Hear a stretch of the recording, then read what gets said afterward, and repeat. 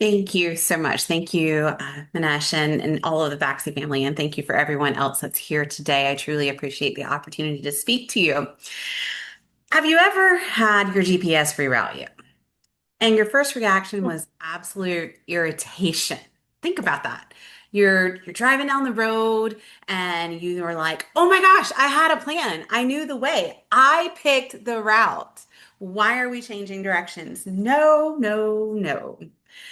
I truly think not only does the GPS does that to us, but I think life does that to us as well.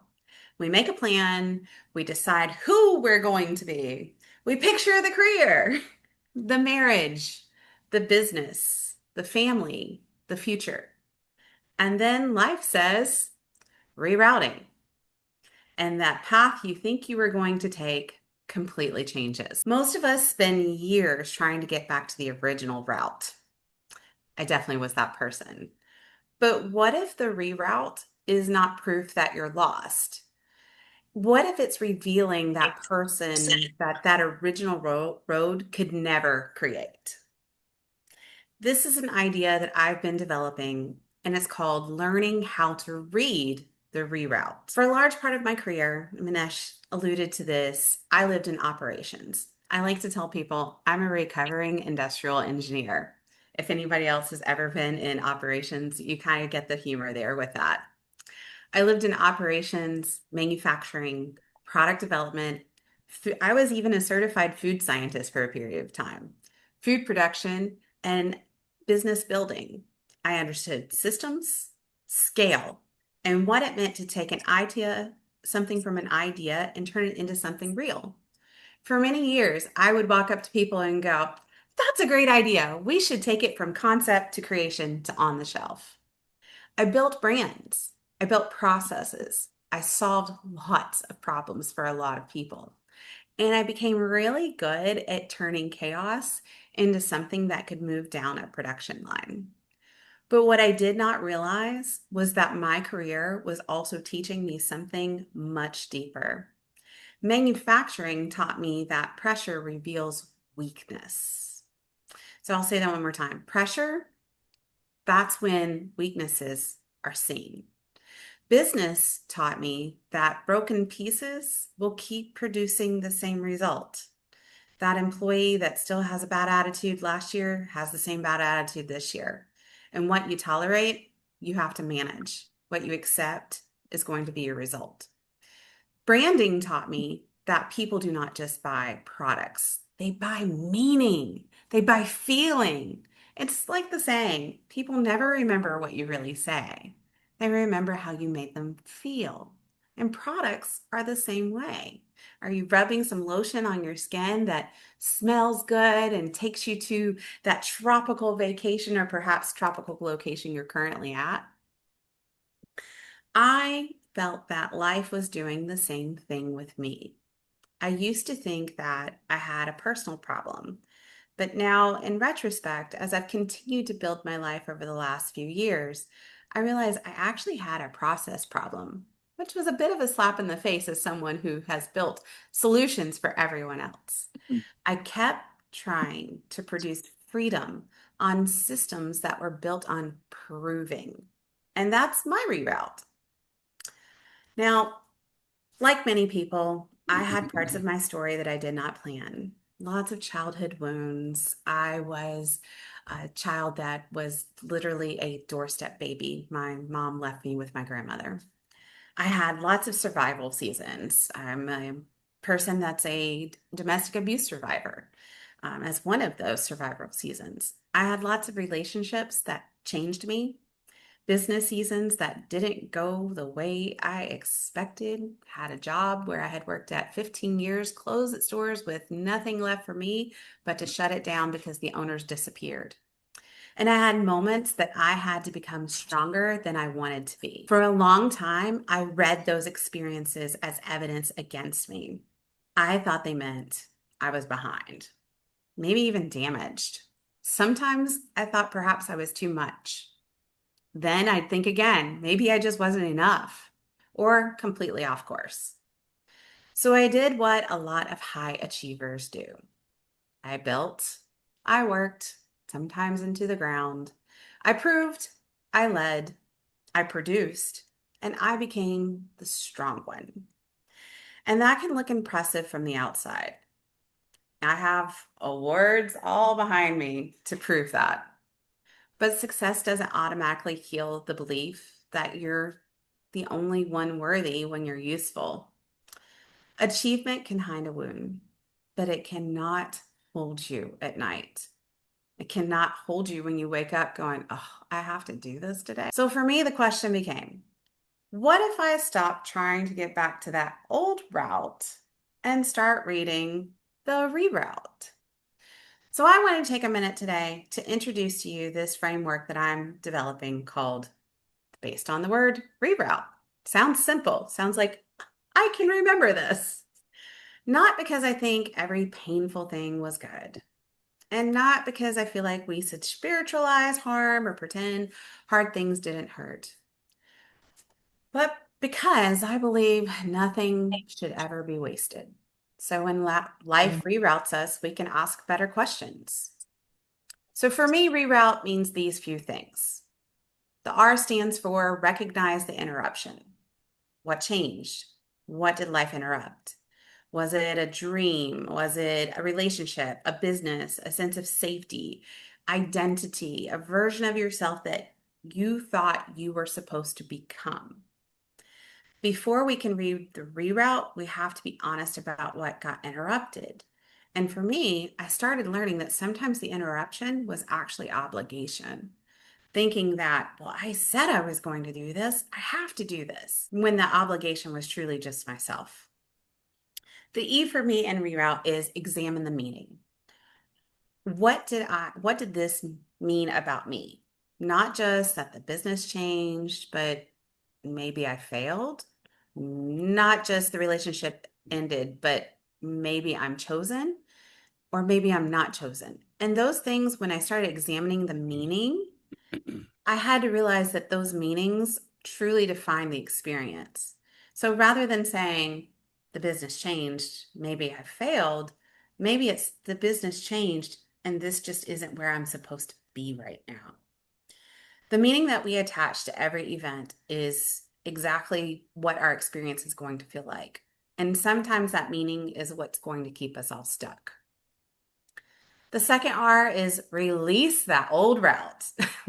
What if I'm still trying to get back to something that's no longer mine? Sometimes we are not grieving what happened. We're grieving who we thought we would be before it happened. So, short example for me, when I manufacturing business before I joined and have been building this property management business, I grew super fast, was a top 10 manufacturing plant in the state of Florida, and thought this was going to be my life forever because, well, my family was proud of me for being an engineer. My family was proud of me for being employing over 50 people and having big contracts. But that's really not who I wanted to be. And so I was grieving the loss of who I thought I was going to become. And when we're grieving that version of life, we thought we would finally find what makes us safe, loved, successful, or enough, because some of those old routes are not meant to be recovered. One of the most freeing things for me is when I said, check, I did that box. That route is completed. I'm good. I release that and I can move forward. So I allowed myself to release the old route, and I've been able to be far more successful in the endeavors that I continue to pursue. Because some old routes aren't meant to be honored, they're just meant to be released. The O in reroute, that is where we're talking about own what was developed. What did this road do for me? Did it give me discernment, courage, a voice, resourcefulness, leadership? Maybe it was compassion or being stronger in my faith. Perhaps it was even having the ability to see the pain in others so you can help them not have to go through the same challenges you did. This is where that reroute starts to become readable, where you start going, that's the direction I'm supposed to be. Not because pain was ever good, but just because pain does not get the final word. The U is use the wisdom. Who can I help because of what I now understand? What can I build because of what I survived? And what truth can I speak because I have lived it? This is where disruption truly starts that new direction. The T, turn toward your purpose. What is the next brave step that this reroute is asking of me? Is it a conversation? Is it a business decision? A stage? A leadership role? A room that I really need to walk into, even though I don't want to put on those pants or shoes that day? Or perhaps it's just a story that I finally need to tell. Reading the reroute is not just reflection. At some point, it must become movement. Your wheels have to turn on your journey. Finally, the E. It's embody that new direction. Who do I become when I stop trying to return to the old road? That is what it means to read the reroute. It means I stop asking only, how do I get back? And I start asking, what is this revealing? And this is where you and anyone on this call or sees that happens to see this, you can connect your current business plan to where that new reroute is going to go. Or maybe it's just that new dream that you want to do. Maybe it's your speaker path. For me today, I own and lead Kenai Property Management. I co-own it with an amazing individual that has taught me to see so much more than what people used to see of me. On the surface, property management sounds like leases, maintenance, tenants, owners, accounting, inspections, and operations. I normally say it's tenants and toilets at midnight. And it really is those things. But for me, it's also about safety, stability, trust, and stewardship. I help people protect what they built. I help owners create systems where there was stress. I help investors stop carrying every problem themselves. And that makes sense. When I read my own reroute, I was someone who once craved safety, and I now build systems of safety. That's pretty nifty to me. I was once a woman who had to survive uncertainty, and now I help others protect their assets. I was once someone who kept learning how to start over, and now I get to teach others how to move forward with clarity. Recently, I got to see another piece of my reroute, and that was through the Seminole State College organization that is called L Collective. L Collective is an organization that helps women entrepreneurs through education, support, and community. When we were trying to determine, as sitting on the board and a huge proponent of all entrepreneurs, when we were trying to determine what event could we create that could create change and inspire direction. 3 years ago, sitting around a boardroom table as one of the directors, we came up with the idea of creating a TED style talk called LX. Last year, I had the opportunity to serve as a speaker coach, and a lot of that came from my Toastmasters training.